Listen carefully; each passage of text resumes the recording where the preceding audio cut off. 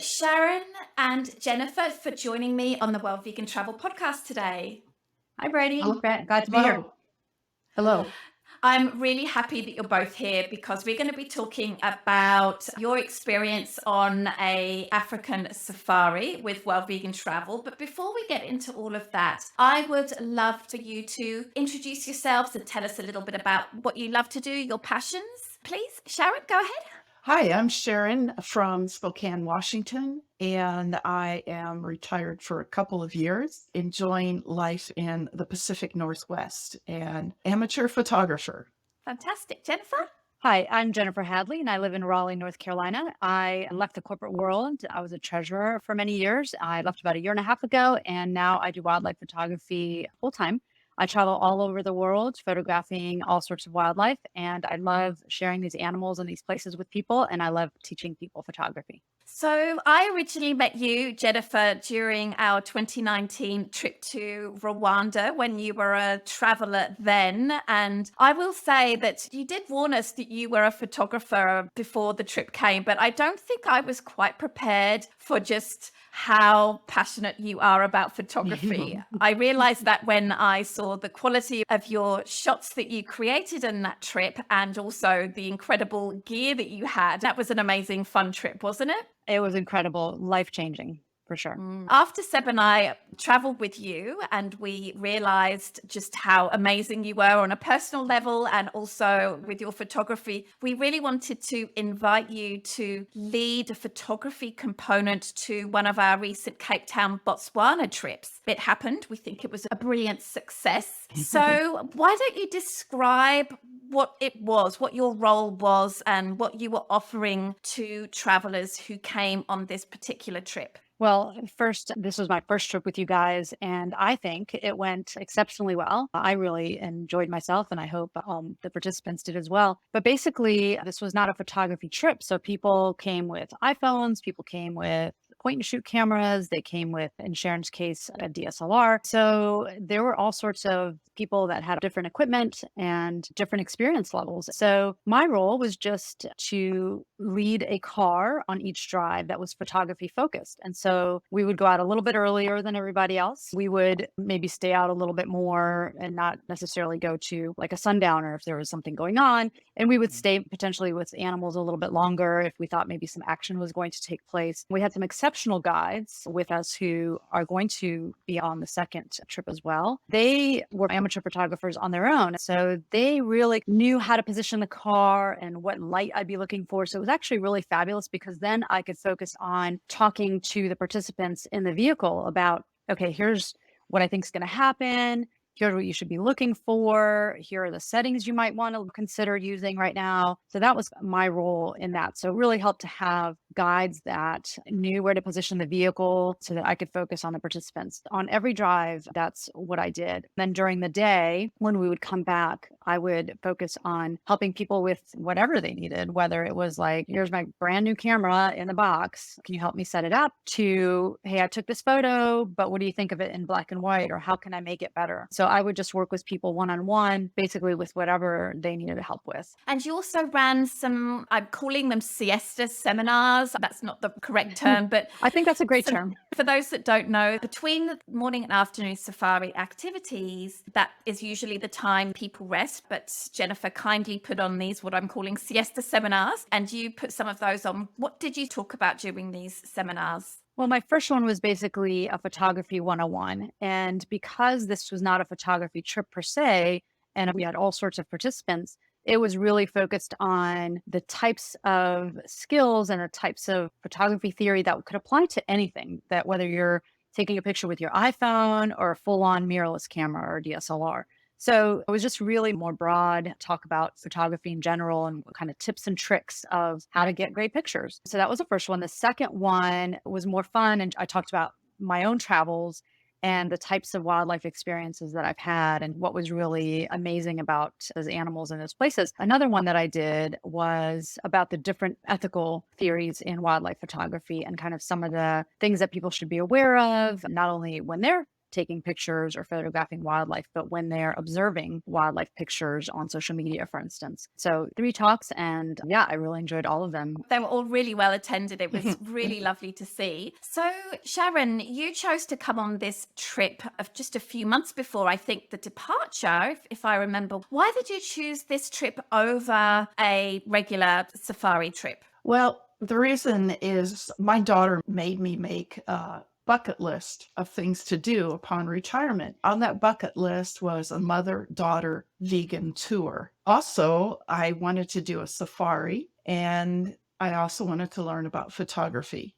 So this trip checked off 3 things on my bucket list, and I was thrilled when I saw this. We actually signed up in September 2021, and then it was delayed a year. Yes, I obviously got that wrong when I said a few months ago. Time moved very quickly or slowly with the pandemic. But yes, you had your bucket list delayed a little while due to the Omicron variant, but we got there in the end. So, what was your background in photography before you came on the trip? I'm definitely beginner amateur photographer. I took a lot of community classes on the basics of photography and online courses. This was a trip where I knew about ISO and f-stops and aperture priority and shutter priority. But this was a trip where I really put it all together and got practice. And it was so exciting to me to actually get some fabulous shots.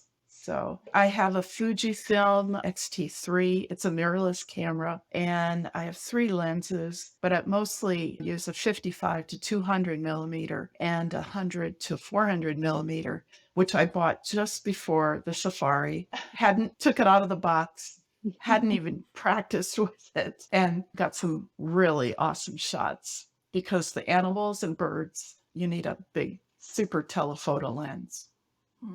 And what did you find were the real challenges, Sharon, for shooting in this kind of environment? Wow. It was challenging because animals move and you're constantly trying to focus and move the focus point and get a clear shot, make sure there's separation of the animals, make sure there isn't a lot of distractions in the photo. Especially, I thought birds were super difficult because they don't stay on the branch very long, and you have to get that shot right away. So that was difficult. And they're relatively small as well. I don't know much about photography, but even with a good lens, I imagine you still have to keep that lens extremely still to make sure that it's framed correctly. Is that a fair comment? Yes. All right. So you were on, I think, nearly all of the photography jeeps and the photography boats that were on. What was that experience like being in those vehicles compared with being in maybe a regular safari vehicle? I think having Jennifer there really helped me because she'd say, try this f-stop or up the shutter speed. And the guides were just so good at making the best shot possible. Like when we did the Malachite Kingfisher, he repositioned the boat, and I have 3 really good shots of the Malachite Kingfisher. So it just helped spending more time out there in the field and just concentrating on what you're trying to do. With Jennifer's hints, it really helped.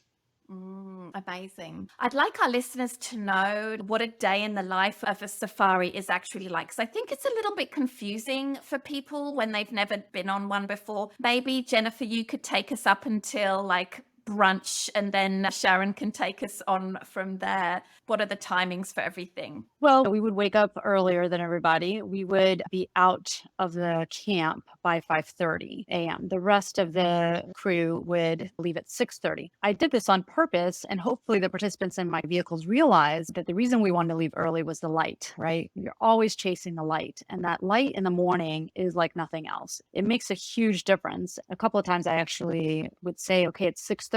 The other vehicles are just leaving. Look at the light and look how much it's changed even in that small amount of time, an hour's worth. So we got out earlier for that purpose. We would go where the guides think the animals are. They would obviously have some intel from the previous day. Maybe we ended the afternoon with lions being somewhere. So we kind of think, okay, they're going to be here. So we might go out and try to find them. Initially, we would stop along the way if we saw other interesting animals. And then, of course, the guides are on the radios. And so they talk to each other and they know where things are. So if another vehicle sees a sighting that is interesting, they will let us know, and then we'll decide whether we want to go there or not. So we're kind of driving around, we're moving around. Sometimes we'll stay with animals for a while. It just depends on the day. And so we go through the morning, and then depending on the light too, we'll head back sometimes a little bit later. A few days we had really, really nice light. We had these really nice clouds that kind of filtered the light. So we stayed out a little later that morning. So we would head back. Sometimes it was 10:30, sometimes it was 11. I think once it was 11:30, maybe when the light was really nice. We'd head back to camp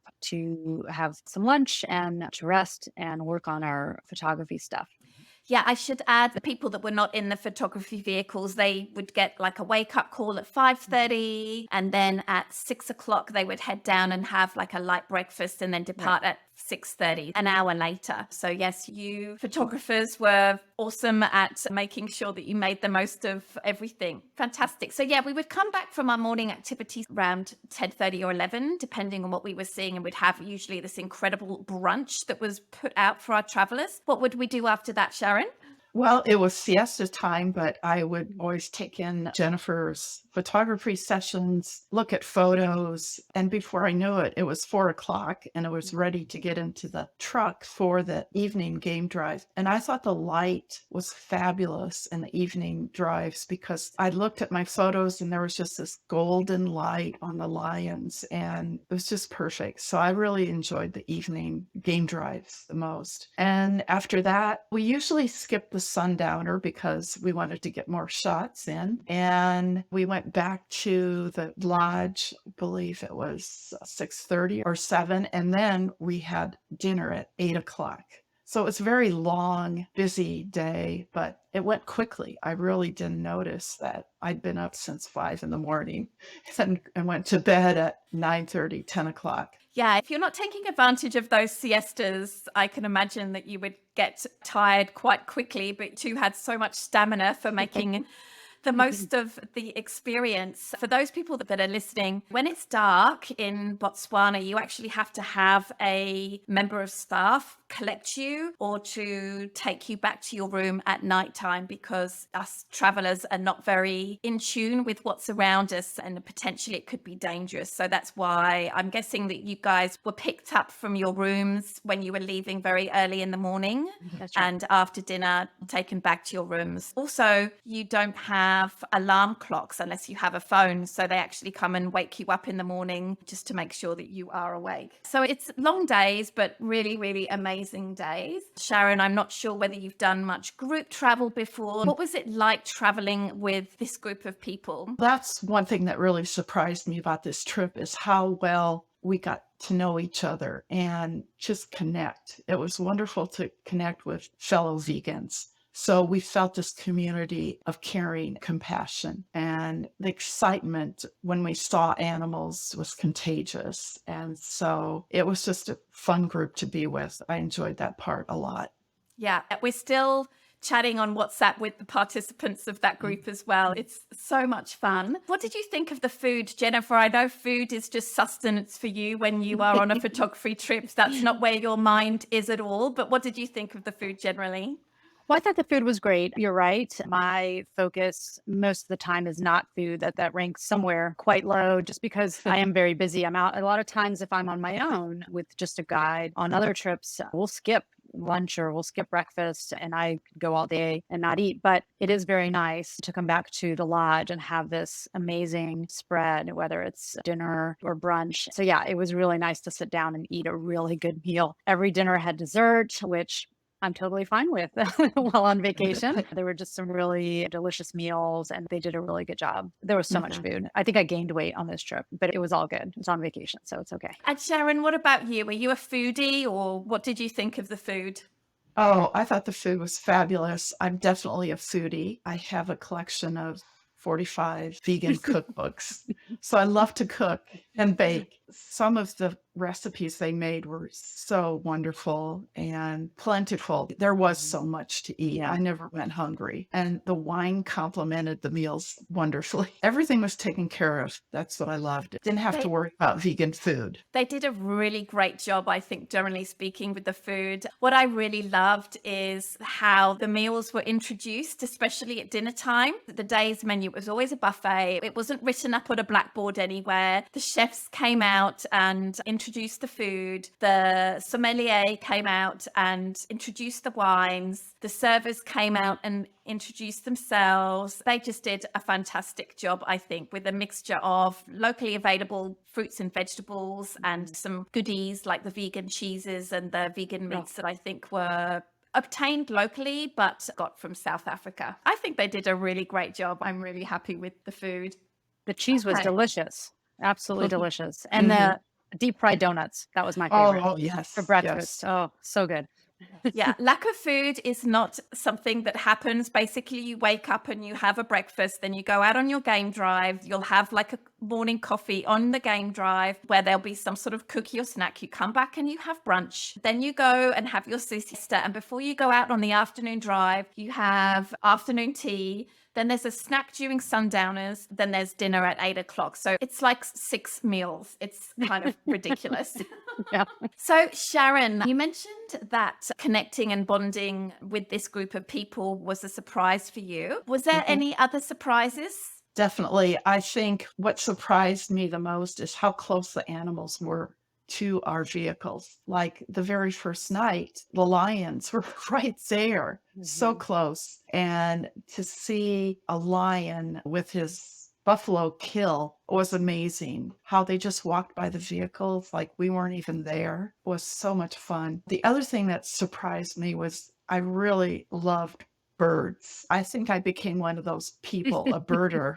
When I got home, I was looking at my photos and like, oh my gosh, I have the lilac-breasted roller and I have a chirping cisticola. And it was so much fun to identify the birds and the malachite kingfisher, the hornbills. Some of my photos I was stumped on, like, what is this bird? My brother is a biologist, a professor, and he knew some birding experts. So I sent the photos to him and he goes, oh, that's an immature lilac-breasted roller. It's like, wow, you're right. I just could not figure it out. It was fun for me to read about birds, look at photos online and see what I had got in photos. It was just very exciting. I've always really liked birds, but I think during that trip, I developed that interest even more. I actually came home and I purchased a bird book of North America. So I'm really determined to just get better generally at bird watching. This is where my appreciation for the guides' knowledge just comes into play because they can identify not only the species, but often whether it's male or female or immature, they can identify the bird based on the call.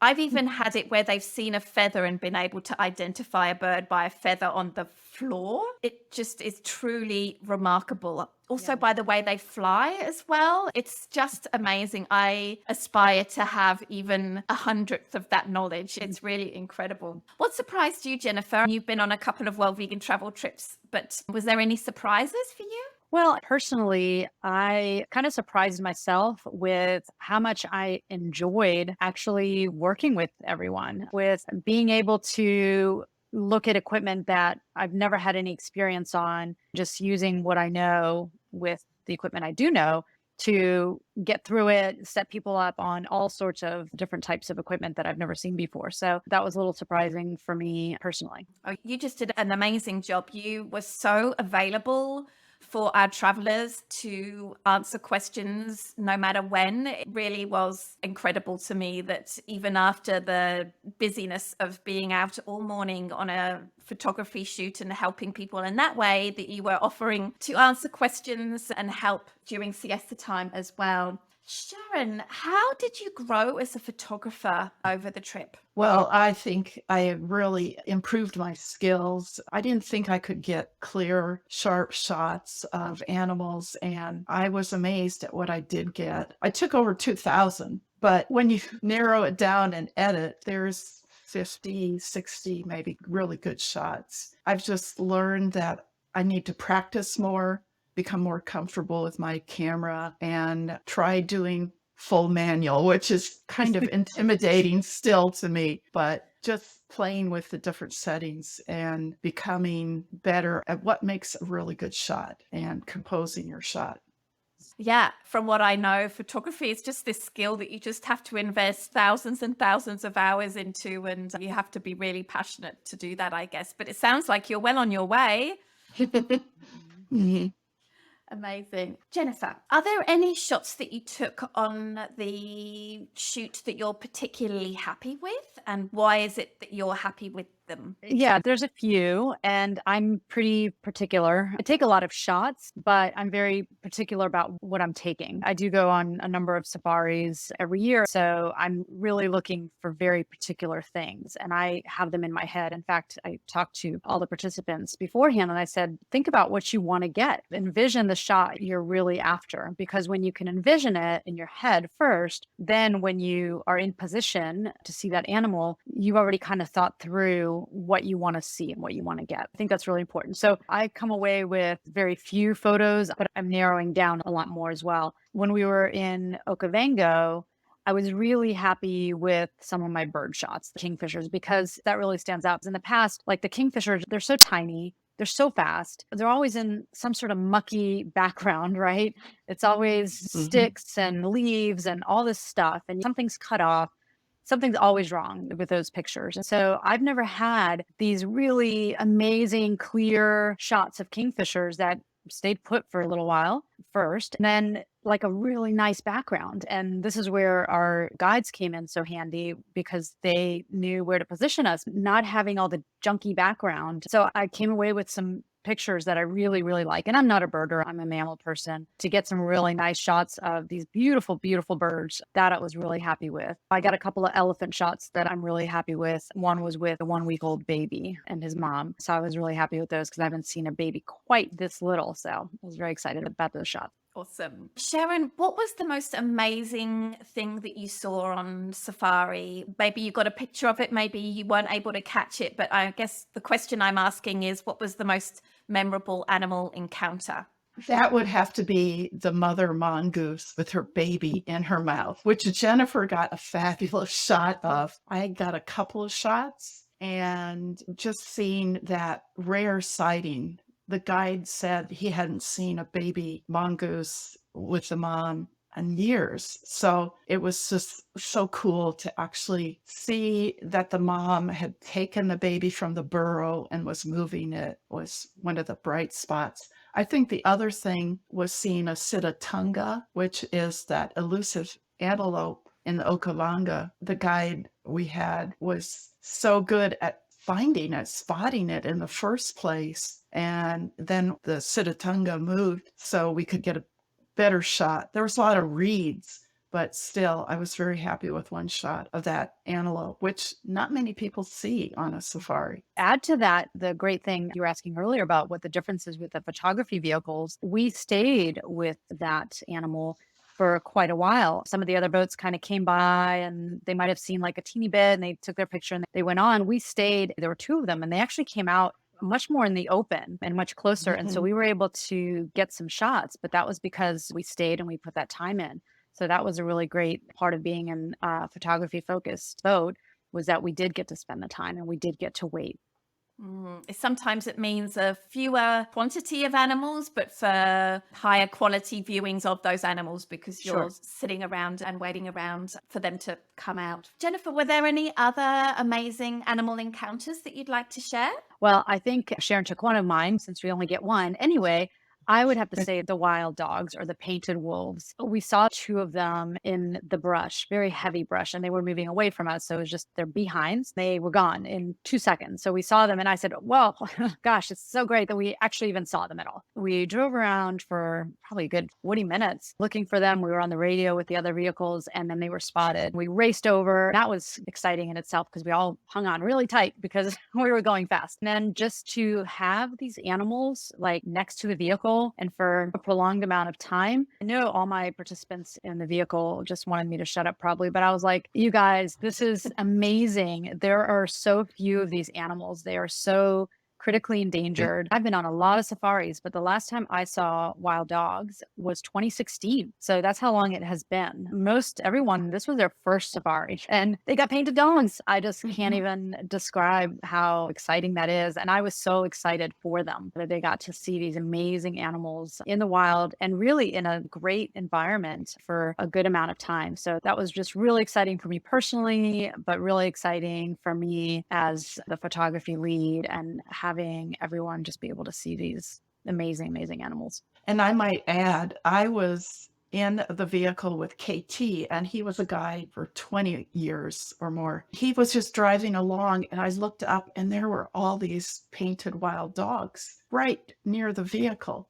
I couldn't believe it. And then they walked right in front, and he radioed the photography vehicle, which Jennifer was in. KT knew the path where they were going to walk next. He repositioned the Land Rover. He did that 2 times. And sure enough, here came the painted dogs so we could get some better shots. That was really amazing that those guides just knew where they were going to go. Yeah, they have such an incredible understanding of the environment and animal behavior. They're like unsung heroes, I think, in many ways, because just of the vast knowledge that they have. Yeah, for sure. I think I might know the answer to this question, but are there any shots that you are particularly happy with, Sharon? I would have to say the hippo yawning. I got 2 shots of the hippo yawning, one from a side angle and one head on. Just amazing how wide their jaw can go and their teeth. I learned from reading afterwards that is not because they're tired. It's because they are territorial and very dangerous animals. They're showing us and other hippos that this is their territory, and it's a warning signal. Jennifer, what was your favorite shot that you took? Oh gosh, do I only get one? Oh, you can have two. You can have two. I was really happy with a couple of my jackal shots. There was one that was kind of interesting. I love behavioral shots, and I have one of a jackal that I've actually posted on Instagram, but he is doing his business on top of a big pile of elephant poo. That may sound gross, but he's looking right at us. So we're kind of eye to eye, which is really nice. But it's a behavior shot, right? It's a shot that shows what they do and why. That was really interesting. I like that one a lot. The kingfisher shot, I really, really like, just because how hard they are to get in a nice environment. I think those 2 and maybe a couple others. Another shot that I got was a giraffe. Before the safari even started, I remember Seb asking, what shot do you really want to get? Another person in our group said a giraffe. And I said a giraffe drinking from a water hole. I was so excited when I saw that a couple of times, and I got one shot of giraffe with some impala in the background. He was going down to drink water with his front legs spread very far. And so that was so exciting to actually get a shot that I wanted.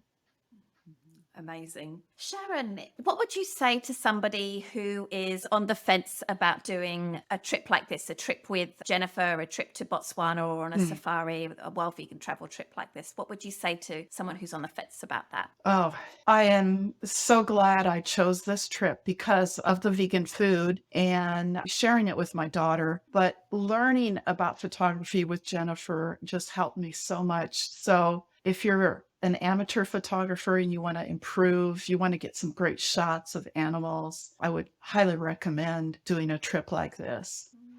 Great. So Sharon, you've been back home for about 3 or 4 weeks now. Where's your next vacation? And will you be practicing photography? Well, I love landscape photography. So I hope to get a landscape lens and do trips in the Washington state. I love to hike, especially mountains. So we'll Mount Rainier, Olympia National Park, just do some landscape shots. But I would like to do another safari. My husband would like to join me. So who knows? We'll probably do another safari in Botswana.